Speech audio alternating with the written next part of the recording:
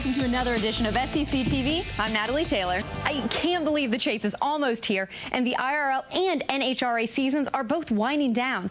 But all good things do have to come to an end, just like our show. For Sean Pagano, I'm Natalie Taylor, and thanks for joining us on our trip around the track. Now that's good enough to tie him for second in the NHL in shorthanded goal. Possibly the best save so far this season for the Thrashers. It wasn't just fuel that Peyton and his crew chief H.C. Sellers was worried about. Last caution, they decided not to come in, so they're glad that yellow was out so he could come in because his car is still tight going through the middle of the turns. Peyton's just having a terrible time trying to get it through, so they definitely were going to loose it up along with getting the fuel. Not just a matchup. We're talking the key matchup tonight, and that's New York's Simeon Rice taking on California's left tackle Tyler Llewellyn.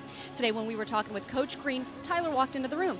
Coach Green looked at him and said, "Hey Tyler, what's your role tonight? Why are you here?"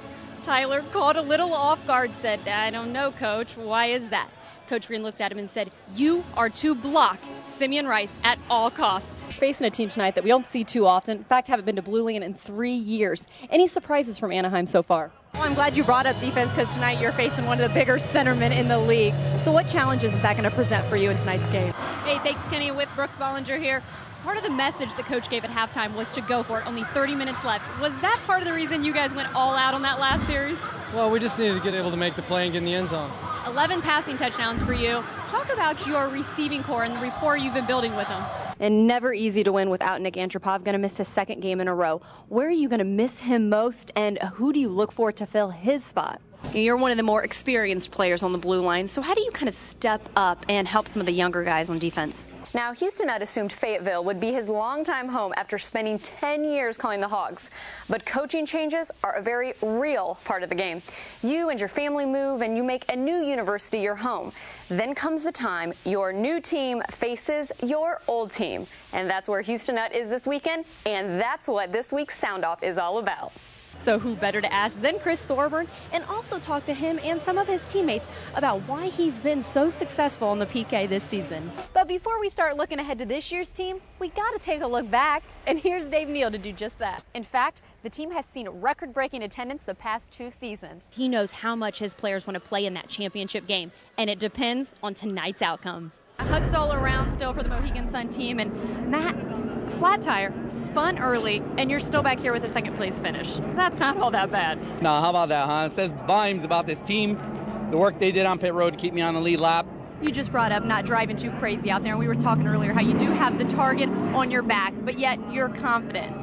Was that part of your reason to hold back and just focus on the points? Yeah, it's easy. All I need to do is make smart decisions, and things are going to play out. You guys always are wanting to talk about the quarterbacks. Doing a great job, especially Brooks Bollinger for Florida. But I want to give some love to the linemen here. They're the ones who are really working hard, protecting their quarterbacks and getting things done. That's one of the big reasons that the offense is lighting up this league. Guys, back up to you. Your Atlanta Thrashers are tied 1-1 with the Anaheim Ducks at the end of the second period. Now, as your Georgia Lottery intermission report continues, before heading into tonight's game, Jim Slater was leading the league in face-offs won, winning 2 out of 3 in the circle. Today, after morning skate, we spoke with Slater to see if he would fill us in and give us any of his secrets on why he's so successful in that circle. You figure there's about 70 face-offs a game, and well, I'm glad you brought that up because it seems like every time you go into the face-off circle, it looks like you may make some adjustments. Talk about that. Is that true?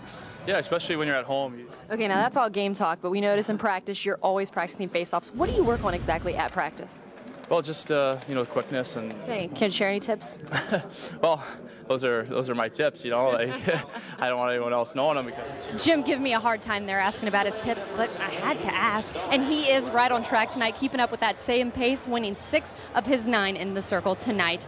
Stay right there, Thrasher fans, because we still have plenty more coming up on the Georgia Lottery Intermission Report. This is Thrasher Hockey on Sports South.